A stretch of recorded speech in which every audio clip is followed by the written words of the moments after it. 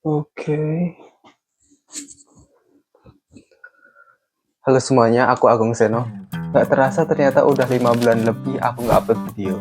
So, let's do it today. Oke, kali ini aku akan bahas buku yang aku beli karena kemauanku sendiri, tanpa ada tuntutan dari kampus atau pihak manapun. Dari sekian banyak rekomendasi buku, aku rasa buku ini adalah buku yang paling cocok aku baca saat ini. Buku ini juga menjadi buku self-development pertama yang aku baca. Buku yang aku maksud adalah Atomic Habits by James Clear. Dalam kesempatan ini, aku akan share insight yang personally menarik bagiku, yaitu 4 kaidah membentuk kebiasaan. Oke, without further ado, let's start. Yang pertama, menjadikannya terlihat. Sebagai contoh, aku akan mengkaitkan dengan konteks membangun kebiasaan membaca buku. Baik, coba bayangkan kita punya sebuah buku, tapi hanya diletakkan di dalam lemari.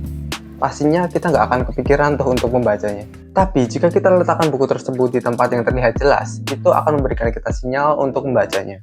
Contohnya, kita bisa taruh buku kita di atas meja atau di tempat-tempat lain yang sering kita lihat.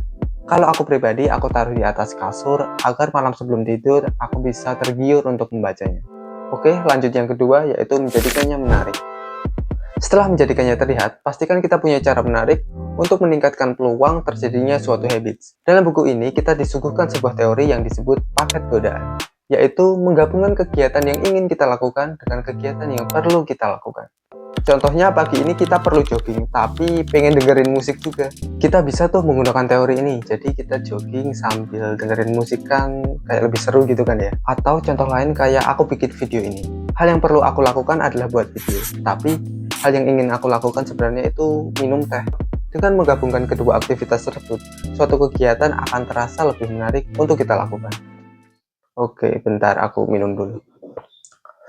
Oke, kita lanjutkan ke kaidah ketiga, yaitu menjadikannya mudah.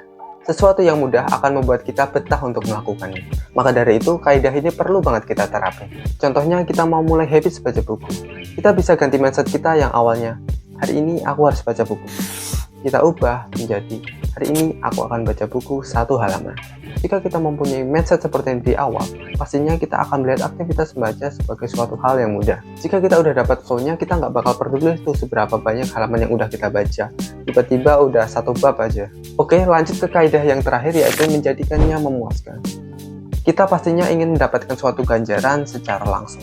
Nah, jadi pastikan kita beri reward kecil untuk setiap langkah yang sedang kita bangun, agar kita merasa senang setelah melakukannya. Aku sendiri membuatnya seperti ini.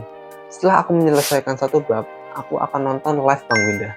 Atau contoh lain, setelah aku menyelesaikan video ini, aku akan beli es krim. Tentunya ini bisa dikaitkan dengan banyak habits lain yang ingin dibangun. Misal, setelah submit tugas di Google Classroom, aku akan pergi main games. Atau, setelah aku berhasil jogging 3 km, aku akan nonton film di Netflix, dan lain sebagainya.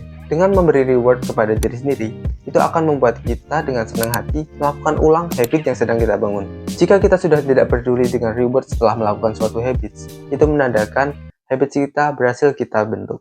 Oke, mungkin segitu saja untuk video kali ini. Aku sadar banget kalau membentuk kebiasaan itu sangat susah. Maka dari itu aku jadiin video ini sebagai reminder buat diriku juga, agar bisa menerapkan insight-insight dari James Clear tadi. Sebagai penutup, aku ingin coba summarize. Menurutku secara keseluruhan, buku ini mengajarkan kita untuk menghargai hal-hal kecil yang kita lakukan, walaupun hanya 1%. Semua usaha tidak akan sia-sia, melainkan akan terakumulasi yang nantinya akan kita rasakan di kemudian hari. 1% lebih baik daripada tidak sama sekali.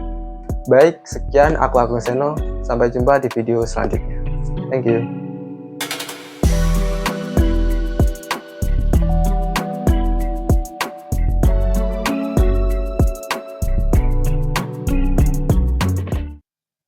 Finally, saatnya beli es krim.